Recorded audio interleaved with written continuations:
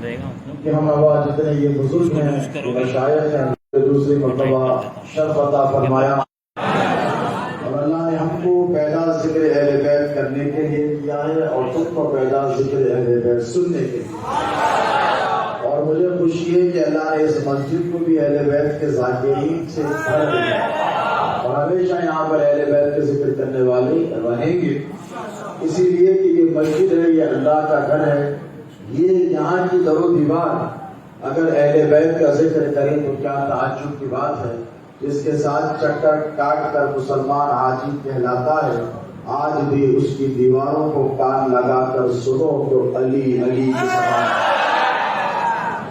سماعت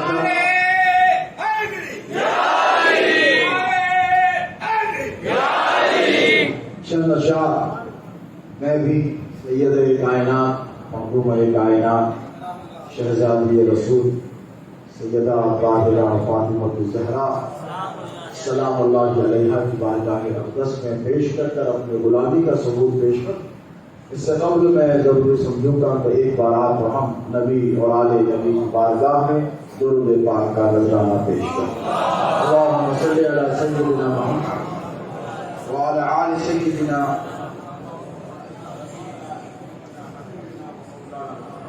طب القلوب ودوائها وعافية الأبدان وشفائها ونور الأبصار وضيائها وبارك وسلم. اگر مائک والے صاحب تھوڑا سا ایک مرتبہ جمع کر پڑھو اللہم صلی علی سیدنا وعلی آل سیدنا محمد وسلام علیہ رسول اللہ. میری والدہ والدہ کے نانا حضرت بہت بڑے عالی دین ہیں حیدرآباد کا، اور نظام تھے وہاں کے ساتھ رہے ان کا درس سننے کے لیے انہوں نے اپنی جدہ فاطمہ الزہرا سلام اللہ کی بجا کی بارگاہ میں ایسا نذرانی عقیدت بڑا کلام منظور پیش کیا کہ یقیناً سیدہ کائنات کی بارگاہ میں اس نے شکر حاصل کیا. کہتے ہیں وارث حال مطلوب جلو اولا، وارث حال مطلوب جلو اولا سیدہ فاطمہ سیدہ فاطمہ. اور آپ میں جل بگر سید الانبیاء سیدہ فاطمہ سیدہ فاطمہ. آپ میں جل بگر سید الانبیاء سیدہ فاطمہ سیدہ فاطمہ. اور جن کے گھر رحمتوں کے خزینے جڑے، جن کے گھر رحمتوں کے خزینے جڑے، ان کے ہاتھوں میں چکی سے گٹھے پڑے. جن کے گھر رحمتوں کے خزینے جڑے، ان کے ہاتھوں میں چکی سے گٹھے پڑے. یہ شرف اس نے پایا ہمارے سوا سیدہ فاطمہ سیدہ فاطمہ. یہ شرف کس نے پایا تمہارے سوا سیدہ فاطمہ سیدہ فاطمہ. اور آنکھ والوں کے جن کے حقائق کھلے، ایک شہودی تجلی جنہیں کہہ سکے، ایسے بیٹے کیے تم کو حق دے عطا سیدہ فاطمہ سیدہ فاطمہ. اور سرورے انبیاء کی ہو لخت جگر، سو درود آپ پر سو سلام. سرورے انبیاء کی ہو لخت جگر، سو درود آپ پر سو سلام آپ پر. اور آپ سے معتبر لفظ آل ابا سیدہ فاطمہ سیدہ فاطمہ. آپ سے معتبر لفظ آل ابا سیدہ فاطمہ سیدہ فاطمہ. ایک عنایت کا یہ بھی طلبگار ہے، چشم رحمت کا موروثی حقدار.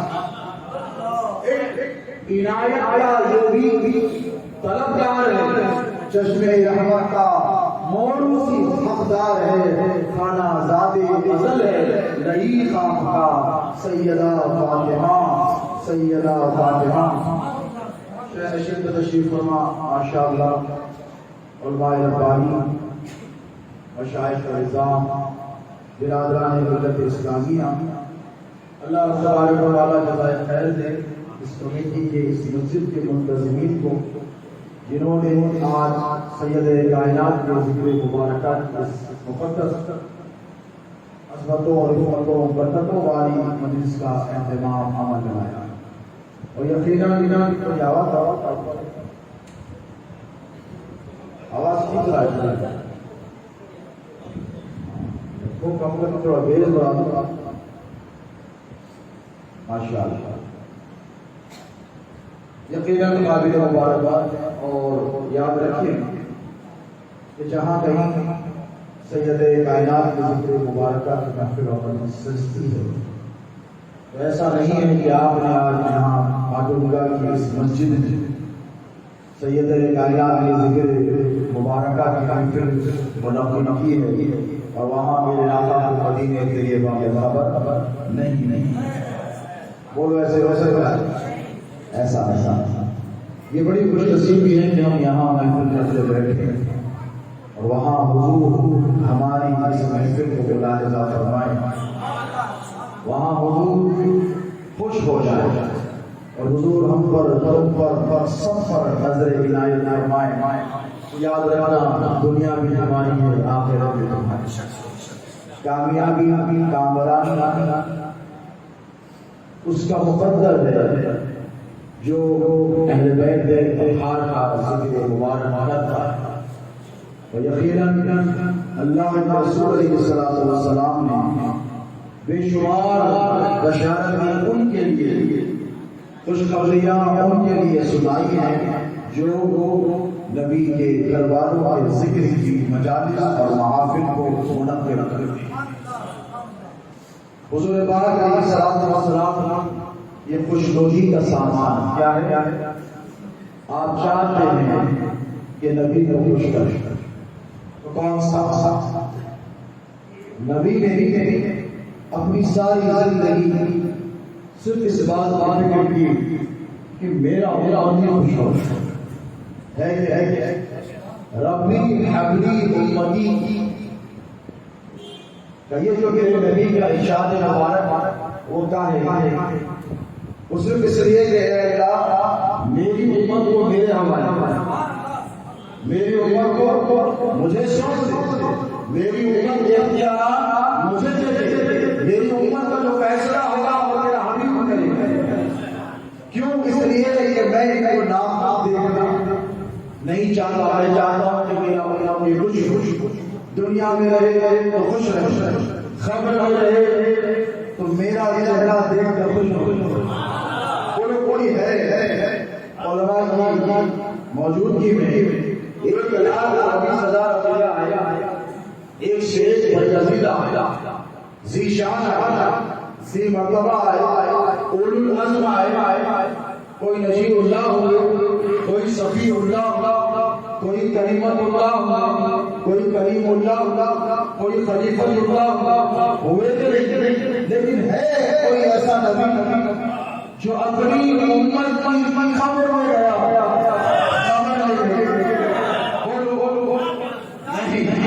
اور ایسا کہ انبیاء کو پتا نہیں کہ مصطفیٰ کیا دعائیں فرمانے۔ دیکھو نبی کہتے ہی اسے ہیں جو غیر حضور کے آنے سے پہلے انبیاء حضور کے آنے کی بشارت دیتے ہیں، مساوی دیتے ہیں، عیسیٰ دیتے ہیں، اس کی الگ تفصیلات تو سب کو خبر ہے، ان سب کو پتا، وہ سب جانتے ہیں ایک ایسا نبی ہمارے جس کے لیے اللہ نے ساری کائنات بنائی ہے، اور ان کا احساس آج یہ ہوگا کہ جب کوئی گنہگار امتی مر جائے تو وہ اس کو تنہا نہیں چھوڑیں گے، سب قبر میں چھوڑ کر چلے جائے، مصطفیٰ وہاں پر بھی اپنے گنہگار امتی کی خبر لے جائے۔ اب اتنا زیادہ خیال کرنے والے بولو کسی کو دلائے اتنی محبت، اتنی شفقت، بھائی آپ کو کہا جاتا ہے جماعت والے ڈر کہ بھئی جہنم کے گڑوں میں سے چڑھا قبر ہم سے میں نے کہا بیٹا تجھے اصل قبر کی خبر ہوگی، جہنم کا گڑھا تیرے لیے ہوگا، جنت کی تیاری ہمارے لیے۔ کہ حضور آئے اور آئے تو ایسے ماحول بڑا خطرناک منظر، علماء اکثر منظر کشی کرتے ہیں کہ نیوزی آئے گا اور نارملی آئے گا، نارملی آتے اتنے بڑے فرشتے ہزاروں لاکھوں کروڑوں انگنت لوگوں سے سوال کرنے جا رہے ہیں، لیکن ایسے نہیں حیوان کیا کرنا ہے، زمین چیر کے ہوئے ایسے زمین چیر کر آئیں گے، آگ بگولا آنکھوں سے انگاری آئے گا۔ یہ اللہ چاہتا تو سیدھے سادے میں بھیج دے گا، اچھی شکل و صورت کے بھی پہلے بیچارہ مر کر آیا ہے، بہت سی خوشی کا سامان ہے، سب کو چھوڑ چھاڑ کر آیا ہے، لیکن نہیں انتظام ہے۔ کیوں؟ بعد کا انتظام کے لیے پہلے کا انتظام ضرور۔ قبر چیر کر آئیں گے اور آئیں گے تو ایسے نہیں آئیں گے، لات مار کر اڑائیں گے۔ کیا کریں گے؟ لات مار کر اڑائیں گے، پھر من ربوں کا معافی ہوگا، ماں تقولوا فی شأن ھذا البشر۔ یہ تیسرا سوال حضور کے بارے میں ہوگا۔ اب ذرا توجہ، جب حضور آئیں گے تو ذرا سوچو کہ کیسا موسم ہوگا، کیسے لمحات، کیسا منظر ہوگا۔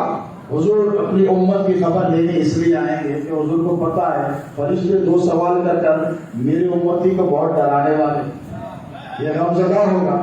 بھائی آواز تھوڑی بڑھا دو کیوں یار، یہ جو پہلے سیٹنگ تھی اچھی بار بار چینج ہوتا ہے، تو حضور کو پتا ہے کہ یہ پہلے آنے والا بہت ڈرائیں گے، تو اب میں جب آؤں گا تو میں ان کو سکون دے کر جاؤں گا، اطمینان دے کر جاؤں گا، ان کی غم کو خوشی میں تبدیل ہو۔ یقیناً جو نبی کے وفادار ہیں، اہل بیت کے وفادار ہیں، حضور کو یہاں پر بھی پہچانتے ہیں، قبر میں بھی پہچانے گے، حشر میں بھی۔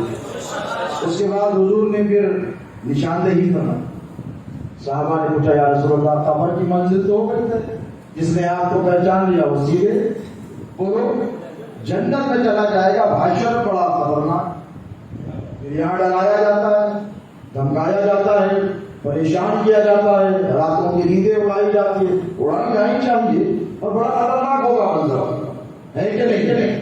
اب صحابہ نے پوچھا یا رسول اللہ اتنا خطرناک ماحول ہوگا حشر کے میدان کا، آپ کو کہاں ڈھونڈیں؟ دیکھو یہ جو سفر چلا ہے، یہ جو تمہید بنی ہے، یہ تمہید میں نے کیوں باندھی ہے کہ آگے چل کر آپ کو پتا ہے۔ یا رسول اللہ حشر میں ہم پریشان ہوں گے تو کہاں ڈھونڈ لینا؟ حضور نے کچھ مقامات بتا دیے۔ کیا کہا؟ حضور نے کچھ مقامات کی نشاندہی کی، کہا پل صراط پر۔ یا رسول اللہ اتنی سخت ترین جگہ، بات سے باری ہوا اور اتنا سنتے نا، اتنے اجتماع ہو جاتے ہیں ممبئی والے، ان کا اجتماع، ان کا اجتماع، یہاں کا اجتماع، وہاں کا اجتماع، جاتے نہیں تو گھبرانے کی بات کیا ہے؟ بولو سنے نا، وہ صراط کیسا ہے نا، بات سے باری کو تلوار کی دھار سے زیادہ تیز، اور کٹ کٹ کر لوگ گر رہے ہوں گے اپنے اعمال کی وجہ سے۔ حضور نے فرمایا اے گناہگار امتیوں گھبراؤ مت، اگر تمہیں مجھے ڈھونڈنا ہے تو پل صراط کیا ہے؟ تو یا رسول اللہ آپ وہاں کیا کر رہے ہوں گے؟ پل صراط پر تو فیصلہ ہے نا، پل صراط پر تو کٹ کر گر جانا ہے، ٹکڑے ہو جانا ہے، جہنم میں چلے جانا ہے۔ تو حضور نے فرمایا کہ پل صراط پر میں میرے اس امتی کا انتظار کرتا رہوں گا جو گرتے یا رسول اللہ کا نعرہ ہوگا۔ اب ممکن ہے حضور کو صدا لگائی جائے اور حضور بچانے بولو نہ آئے، یہ ممکن نہیں۔ پھر حضور نے اس کے بعد کہا کہ میزان عمل پر آ جاتا، وہاں پر تو ترازو فرشتے لے کر بیٹھے، بیلنسنگ ہو رہی ہے۔ تم صحابہ نے پوچھا یا رسول اللہ وہاں آپ کیا کر رہے ہوں گے؟ حضور نے فرمایا اگر میرے کسی امتی کا نام اعمال نیکیوں کا پڑھنا ہلکا ہو جائے تو میں اسے بھاری کروں۔ اب اس کے بعد آئیے اس ذات پر جس صورت کا نزول ہوا ہے وہ کہاں ملے؟ رفتہ رفتہ پختہ باشد منزل مقصود اب اتنا بڑا سفر کرے، وہ صراط پہ چلے، دیکھے انہیں کٹ رہا، انہیں گر رہا، اس کے ٹکڑے ہو رہے، میزان عمل پہ گئے، ترازو میں جہنمیوں کو جہنم میں دھکیلا جا رہا ہے، جنتیوں کو اپنا پتہ ہی نہیں۔ اب اتنا لمبا سفر کرے ہزاروں برس کا، تو ایک دن میں طے کرنا ہے، پیاس تو لگے گی، بولو نہیں لگتی؟ تھوڑا دن میں کہا کرے تو لگ جاتی ہے۔ بھاشن کی تمازن، شدت کی پیاس، حضور سے صحابہ نے پوچھا یا رسول اللہ اور کوئی مقام ہے جہاں پر ہم آپ کو ڈولے؟ کہا حوض کوثر پہ چلے آنا۔ کیا کہا؟ حوض کوثر پہ چلے آنا، وہاں میں علی اور ان کے بیٹوں کے ساتھ تمہارا انتظار کر رہا ہوں۔ اب یہاں پہ بڑی تکلیف ہوتی ہے کچھ لوگوں کو۔ ہمارے انور قادری صاحب نے ایک ویڈیو کلپ بتائی، میں نے کہا یہ ڈانڈا والا سید ہے، یہ اگر پیور ہوتا تو پھر پیور بات ہے کہ نہیں؟ وہ ڈانڈا کیا ہوتا ہے؟ جم جاتا ہے۔ آج کل تو کھانے میں دیسی کا زمانہ ہے، ریفائن ہو گیا، ریفائن آئلوں کا استعمال ہے، تو یہ جو پیور ہوتا ہے وہ زیتون ہوتا ہے، اور جس کی قسم اللہ نے قرآن میں کھائی وَالتِّينِ وَالزَّيْتُونِ۔ اور یہاں سائنس کے اگر کوئی اسٹوڈنٹ ہے تو ان کو معلوم ہے کہ ہر تیل جو سردیوں میں تو ماشاءاللہ ممبئی میں زبردست، میں نے برسوں کے بعد دیکھی یہاں پر موئسچر اور کیا کہتے ہیں اوس، شبنم، فوگ، ایسی چیزیں یہاں پر نظر آ رہی ہیں پہلے کبھی نظر نہیں آتی۔ تو ہر تیل جو ہے کمپریس ہو کے جم جاتا ہے، ہر تیل جم جاتا ہے، میٹھا تیل ہو، مونگ پھلی کا گھی ہو، یا پتہ نہیں اور کون کون سا تیل۔ ممبئی والے تو مائع تیل نکالتے ہیں، جس کا چاہے تیل نکالتے آپ لوگ، پتہ نہیں خارجیوں ناصبیوں کا تیل کیوں نہیں نکالتے۔ اب یہ ٹیم تیار ہوئی ہے ماشاءاللہ، اللہ سلامت رکھے علی والوں کی، اہل بیت کے چاہنے والوں کی، اچھے اچھوں کا تیل نکالیں گے انشاءاللہ۔ ایک تیل ہوتا ہے جسے زیتون کا تیل کہتے ہیں، زیتون، اس کی خصوصیت کیا ہے پتہ ہے؟ -ڈگری سینٹی گریڈ میں اگر اس کو رکھ دیا جائے تو وہ جمتا نہیں ہے، جس حالت میں چھوڑو اسی حالت میں موجود رہتا ہے۔ اس لیے اللہ نے کہا وَالتِّينِ وَالزَّيْتُونِ، اس کی قسم ایسے ہی اللہ نے نہیں اٹھائی۔ اب چلے آگے تھوڑا، اور سے دوستوں کسی نے کہا اس کے 4 کونے ہوں گے، میں نے کہا بھائی ہو سکتے ہیں، لیکن تو نے اگر بات کہی ہے تو کوئی ٹھوس سند کے ساتھ بات کر، ہمارے جو علماء کرام ہیں وہ اتنی زحمت تو نہیں ہوتی، بول رہے کہ 4 ہوں گے 3 ہوں گے، بس علماء یہاں پر بیٹھے ہیں۔ کوثر یہ وہ حوض نہیں ہے جو آپ کے پاس عمومی طور پر مسجد کا حوض ہوتا ہے۔ بھائی کتنوں کو سیلاب ہونا ہے ذرا سوچو، حساب کتاب ہے، اس کی وسعتوں کا کوئی اندازہ لگا سکتا ہے؟ بولو نہیں لگا سکتا، کوئی اندازہ نہیں لگا سکتا اس کی وسعتوں کا۔ تو وہ حوض جس پر سیلاب کرنے حضور خود جلوگر ہوں گے، اس کے بارے میں اب یہ آج کل کے مولویوں کی میں بات نہیں کرتا، اور معذرت کے ساتھ ہم جب مولوی کہتے ہیں تو مولوی سے بڑا علماء سو ہوتے ہیں، علماء ربانی نہیں ہوتے۔ ہم تو مفتیان کرام، مفتیان شرع مدین کہتے ہیں، علماء اہل سنت کہتے ہیں، ہم کا احترام کرتے ہیں اس لیے کہ ان کے سینے میں ہمارے جد اعلیٰ کا علم ہے۔ احترام ان کا نہیں ہوتا، ہمارے جد کریم کے علم کا ہے۔